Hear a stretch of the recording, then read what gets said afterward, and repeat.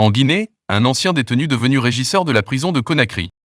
Dans un pays où la gestion des prisons est très souvent critiquée, son parcours est souvent cité en exemple. En 12 ans, Thierno Sadou Diallo est passé du statut de détenu à celui de régisseur de la prison de Conakry, la plus grande de Guinée.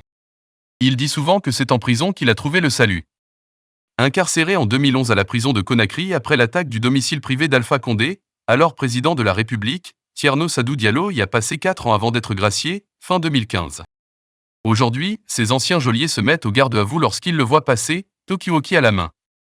Depuis le 6 juin, l'ancien détenu est en effet régisseur par intérim de la maison centrale de Conakry, la plus grande prison de Guinée, qui compte 1780 détenus.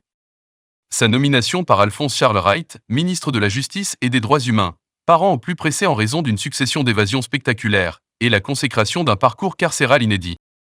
Né le 15 janvier 1984 à Koundara, nord du pays, d'un père commerçant et d'une mère ménagère, Thierno Sadou Diallo achève ses études de médecine à l'université Gamal Abdel Nasser de Conakry lorsqu'il est interpellé le 27 août 2011. Ce jour-là, il se rend à la clinique Ambroise Paré quand son téléphone sonne. Une voix familière demande à le voir avec insistance. Ne se doutant de rien, il lui donne rendez-vous dans une station essence près du carrefour Koza, un quartier populaire Conakry. « On va en finir avec toi !» Si Thierno Sadou Diallo est un fervent militant de l'Union des forces démocratiques de Guinée, UFDG, de Cellou Dalein Diallo, candidat malheureux de la présidentielle remportée un an auparavant par Alpha Condé, l'ami qu'il a appelé milite au sein de l'Union pour le progrès et le renouveau, UPR, de Baousmane, qui fait partie de la nouvelle majorité présidentielle. Moins d'un an après un scrutin qui a cristallisé les tensions ethniques entre Peuls et Malinké, l'attaque du 19 juillet 2011 contre le domicile privé d'Alpha Condé est un choc politique. Dès le lendemain, le chef de l'État désigne le vice-président de l'UFDG, Bahouri, comme l'un des cerveaux du putsch manqué. Une fois arrivé au point de rendez-vous, l'ami de Thierno Sadou Diallo se met à parler de l'attaque. Aussitôt, des gendarmes en civil les encerclent et les arrêtent. Direction le haut commandement de la gendarmerie nationale. Le fameux ami, qui est en réalité un indique, est remis en liberté. J'ai fait 3 jours de détention sans manger ni boire, alors que j'étais en jeûne, se souvient Thierno Sadou, interpellé un 27 du mois de Ramadan. La chaîne alimentaire était totalement défaillante. Le taux de malnutrition des détenus avoisinait 70% et il y avait des décès en cascade tous les jours. Il est alors soumis à un interrogatoire sur un ton communautaire, durant lequel on le stigmatise comme un jeune de l'Axe, du nom de cette bande que traverse l'autoroute Le Prince, fief de l'opposition et épicentre des manifestations contre le régime de Condé. On m'a dit, vous n'avez pas laissé Lansana Conté tranquille, maintenant vous en voulez à Alpha Condé. On va en finir avec vous. C'est comme ça que j'ai été embarqué dans cette histoire qui m'a valu 5 ans de prison.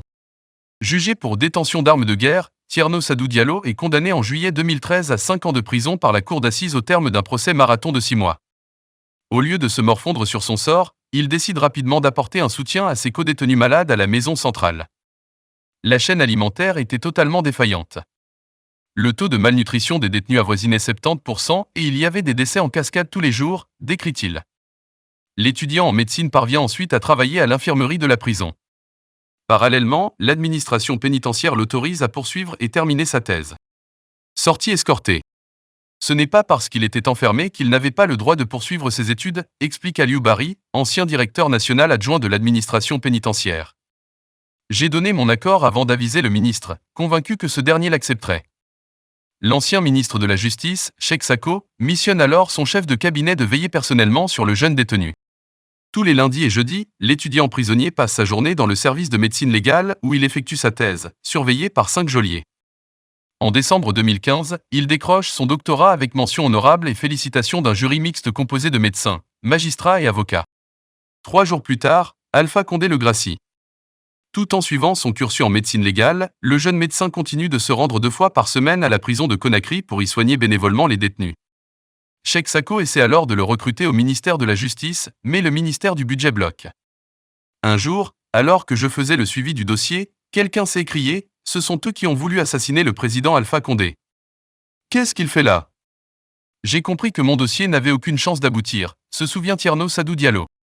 Assistant à la faculté, il dispense aujourd'hui des cours de médecine légale et d'éthique dans les universités guinéennes et aux magistrats pour leur faciliter l'interprétation des rapports médico-légaux.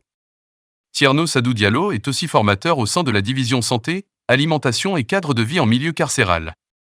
De quoi finalement débloquer son dossier et le propulser régisseur par intérim de la maison centrale de Conakry.